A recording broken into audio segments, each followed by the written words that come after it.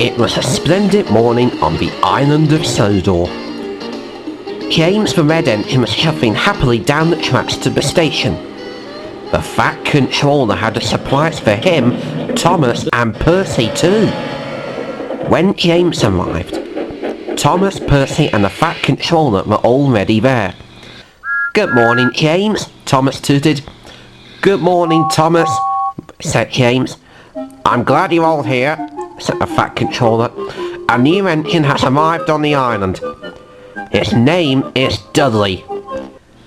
Thomas and Percy were excited, but James wasn't. He looked suspicious. "Where have I heard that name before?" he thought to himself. Just then, they all heard a whistle and Dudley raced into the platform. He was a big black tender engine with 6 driving wheels. He looked very smart. He almost looked similar to Packer. "Hello there, Dudley," whistled Thomas. "Welcome to the island of Sodor." "Thank you," whistled Dudley. James eyed Dudley suspiciously. Then suddenly, a stray cat walked by the tracks. "Cat!" cried Dudley. The cat screamed and Dudley chased after it. He reached as he went. James gasped. "Bust my buffers! It's him! It's that stupid engine! It's him! I'm mighty at James!" huffed Percy. "Not you, Percy, you idiot!" hissed James. "It's Dudley! He's that stupid engine who was a real basic for that stupid tough puppy cartoon!" "Wait, I'm confused," said Thomas. "How did Dudley become a basic for your cartoon?" "Well," said James, "a few years ago, the animator from America went to a heritage railway on holiday. While he was there, he saw Dudley barking at a diesel express engine. The animator forgot all about me and did a cartoon about him instead. To him, it's funnier." "Okay, we understand that clearly, James," said the Fat Controller. "But why does Dudley act like a dog?" "From what I heard, he hit his head on a piece of wood after he was built." "Oh, I see." Just then, Dudley came back. He was very tired. "I miss that cat," panted Dudley. James hated Dudley, not as much as Graham. He wanted Dudley to leave the island for good. Suddenly, an idea flew into his funnel. He looked at Peter, the art manager. "Psst, Peter," James whispered. "You have that chew toy in your pocket, right?" "Why, yes, James," replied Peter, confused. "It's for my friend's bulldog, Spanky." "Well, throw it. No excuses," replied James. "Okay," said Peter. So he threw the chew toy in the air. "Oh, chew toy!" cried Dudley, and raced after it as fast as he could. "Peter!" cried James. "You were supposed to throw it away from Sodor." "Well, you should have told me that in the first place," fumed Peter. "Good point," sighed James. Meanwhile, at the Diesel Works, Diesel 10 was planning another evil plan to take over Sodor with Splatter, Dodge and Professor Z. "What's your plan this time, boss?" asked Professor Z. "Well, Professor," said Diesel 10, "last night I stole some mind control chips from Finn when he wasn't looking, and with its superpowers, we will control all the trucks on Sodor, who will then use to steal everything on Sodor. And nothing will stand in our way." But Diesel 10 was wrong. Suddenly the chew toy that Peter flew right into Dodge. "Oi, what's that?" he asked the Splatter. Suddenly Dudley came into view. "That's not yours!" he cried.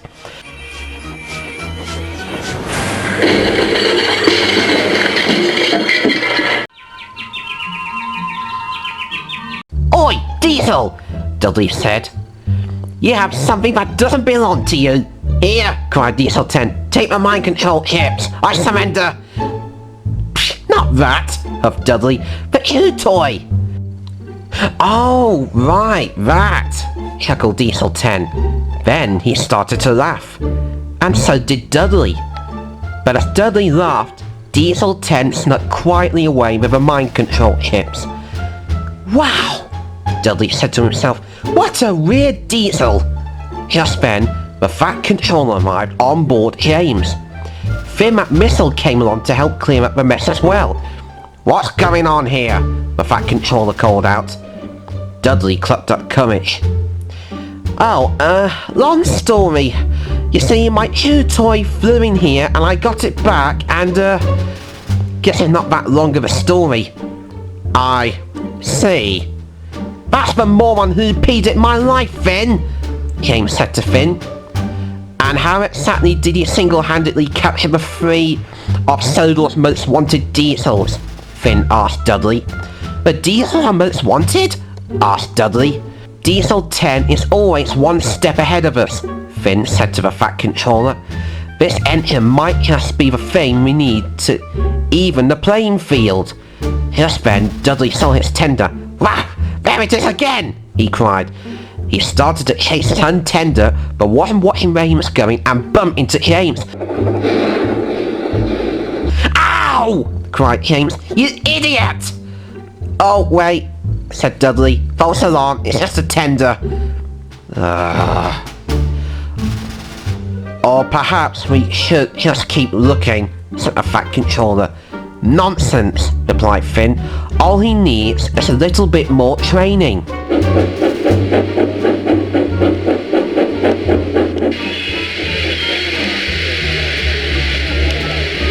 "Are you nuts?" cried James. "No," replied the Fat Controller sternly. "I am controller of the railway, and I say you're gonna train, half mutt here, and get back those mind control chips." "Hey, can Dudley have a cape or something?" asked Percy. "Yeah, a cape would be cool," added Dudley.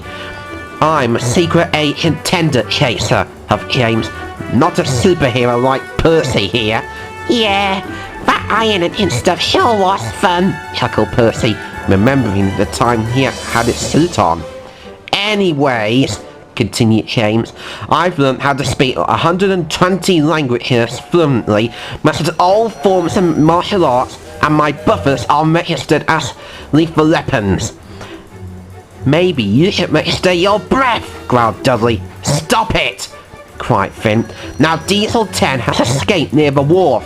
I want you two to work together to find the mind control chips and capture Diesel 10 before he takes over the island. In the name of the Sodor Railway, we're on it, Finn," said Dudley. It was night time when James and Dudley searched all around the wharf. This is the ninth spooky warehouse we've checked out," groaned Dudley. "Are we done yet?" "Quiet," whispered James. "When do I get to wear one of those cool spy suits, or a cape?" asked Dudley. "I think a cape is a way to go." "Stop talking," whispered James sternly. "Stay behind me and don't chase your tender or bite your buffers. I got everything under control." "Wait," said Dudley. "I don't think I could reach my buffers and just bite it." "Well," said James, "on a cartoon you do." And he explained all about it. "Oh, okay," replied Dudley. Just then, they heard a coupling sound. It was some trucks being coupled up behind Dudley and James. "This would never have happened if I had a cape," said Dudley. Just then, Diesel 10 came into view. "I would like to be the first to welcome you two imbeciles to my mind control chip testing grounds," Diesel 10 bellowed. "When I honk my horn, I will control the minds of every truck on Sodor. The trucks will be troublesome, as always. They will push you and every other steam engines off the island, and then—" Okay, we get it," interrupted James. "Actually, I don't get it," said Dudley. "Could you explain it to me again?" Diesel 10 honked his horn loud and long, and then the trucks began to push James and Dudley down the line and out to the wharf. On, they shouted. "Help!" cried the two engines. James was in a state of shock, so he didn't know what to think, and he couldn't ask the guard. There was no brake van. Faster!" shouted the trucks.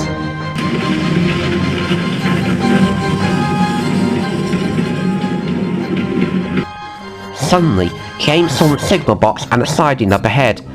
Then he saw the signalman dozing off. An idea flew into his funnel. "Dudley," he cried, "my whistle's not good enough to wake the signalman. I know I hate to tell you this, but you must howl now." "Sure thing, James," replied Dudley. Dudley howled as loud as he could. Ow! The signalman woke up and saw James and Dudley racing down the track, so he quickly changed the points. The two engines hurtled into the siding, they biffed and bashed the buffers.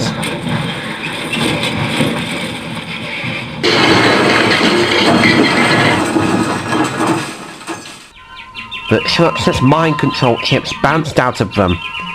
"I feel so funky," said one of them. "Quiche Lorraine," cried Dudley. "Why do you say that?" asked James, as he chuckled. "I'm part French poodle. Also, I kinda wanted some quiche Lorraine," chuckled Dudley. Just then, Diesel 10 raced up. "No!" he cried. "What have you two stupid engines done?"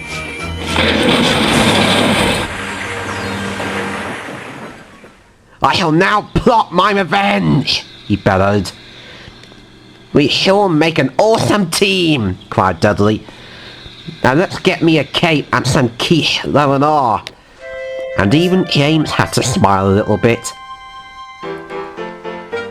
The next day, the Fat Controller praised James and Dudley. "Well done," he said. "You two are really brave and useful engines." "Thank you, sir," smiled Dudley, "and thanks for the cape." "You're welcome," said the Fat Controller, and he walked away back into his office. Then Dudley spoke to James. "Check it out, I got a cape," he smirked. "What do you think?" "I think you should pay less attention to the cape and more attention to me," of James. "I'm training you, remember? Even though it's only for part-time." But Dudley wasn't listening. "It's red. It's a red cape. Hear it flapping?" "Maybe it's not such a bad little guy," James said to himself. "This just might work out." Then there was trouble. James didn't know that Dudley had been switched off the main line onto the loop, so he went all around and back into Knapfoot Station, right behind James's tender. Oh, sorry, James," grunted Dudley. "Oh, maybe not," grunted James. "I'll get back to the toy, shall I?" teased Thomas.